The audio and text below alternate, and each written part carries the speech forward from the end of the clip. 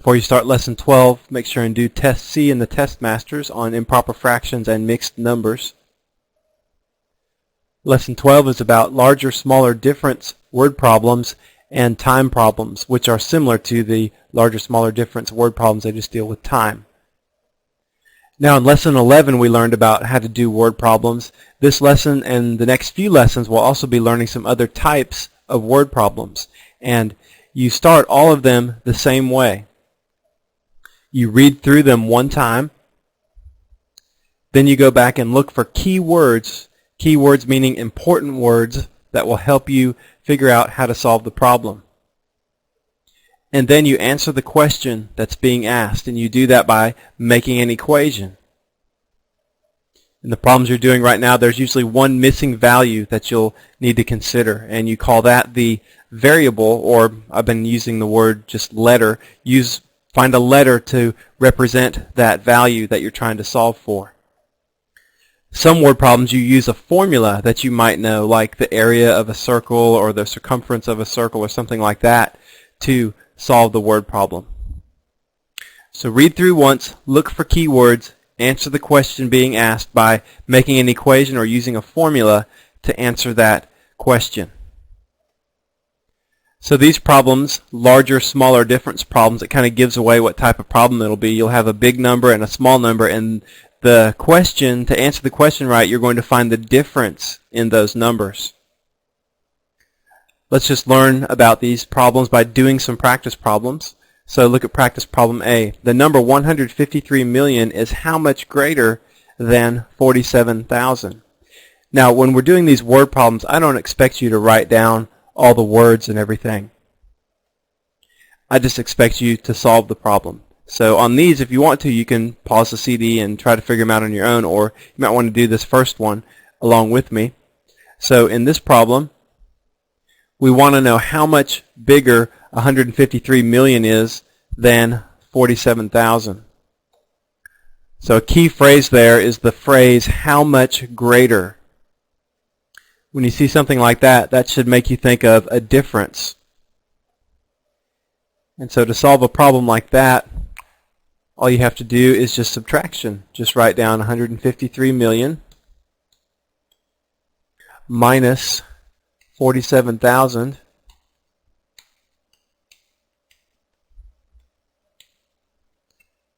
and we'll put a subtraction symbol there.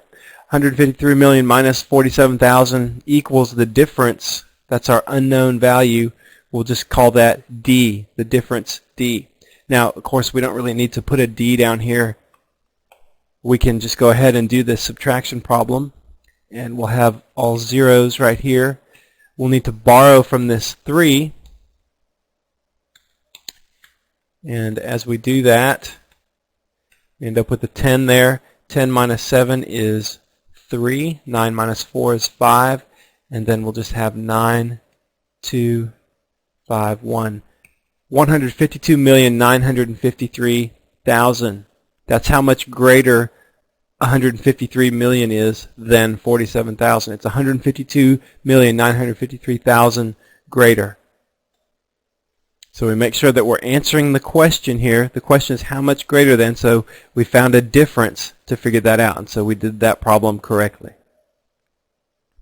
Look at practice problem B. How many years were there from 1492 to 1776? Another larger, smaller difference problem. We can see that because of the words like from and to. How many years were there from this time to that time?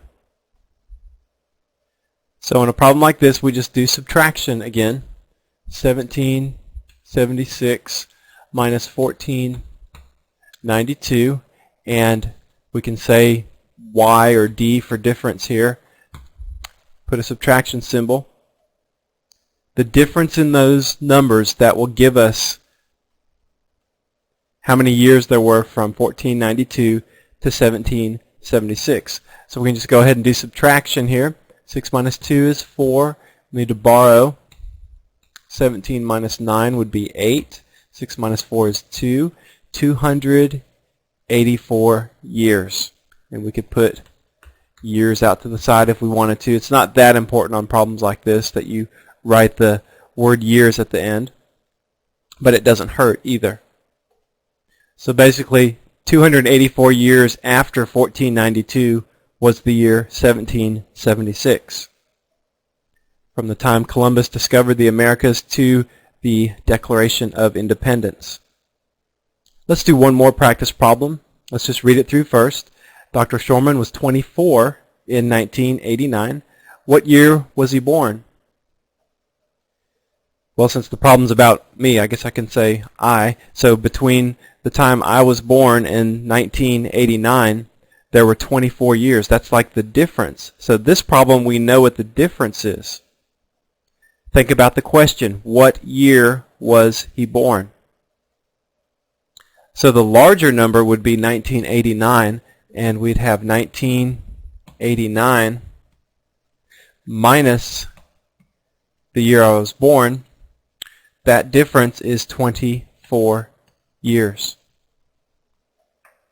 Now remember what you do on a problem like this where you're missing that smaller number or the subtrahend. You just do subtraction of the two numbers that are given. 1989 minus 24. And so we'd have 5, 6, 19. 1965 would be the answer there. And so we've answered the question. That was the year that I was born, 1965.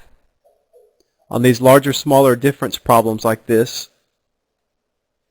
there's two values that they have to give you, and then there's just one unknown. Most of these word problems that you're going to be doing, that's how they are. There's one unknown value. They'll give you two of the values you need. You just have to figure out the third one, and then you have to figure out what type of formula to set up to solve for that problem. Make sure that you're answering the question correctly, and make sure your answer makes sense. Like on this one, if you would have done addition, 1989 plus 24, that wouldn't have made any sense. You would have ended up with an answer of 2013. You can't be born after that based on the question. Read the problem through once. Look for keywords. And that helps you to answer the question by creating or using a formula or creating an equation to solve for the unknown. Let's do a couple more problems. These are similar to the ones at the end of lesson 11 where they gave us an equation and we needed to write a story problem based on that equation. So the first one we're going to do here in problem D is to write a story problem about comparing or larger, smaller difference is basically what we're thinking about there. Write a story problem that fits that equation. 48 inches minus 40 inches equals D. Remember, there's a multitude of different equations that will work. Or, I'm sorry, story problems that will work, that will fit that one equation. So just go ahead and write one up. It doesn't matter what words or things that you use to describe it. It just needs to be something that makes sense, and then it also has to, you need to be able to read that problem and say, does that allow me to create an equation like the one on the screen? Here's one way you could write a story problem or word problem based on that equation. Paul's kingfish was 48 inches long and John's was 40 inches. How much bigger was Paul's kingfish? So that story problem there could be written in the form of a larger, smaller difference type of problem. Let's do one more. This time let's write a story problem about elapsed time that fits that equation. 2004 minus m equals 20. So since this is about time, just assume that the 2004 is talking about the year 2004.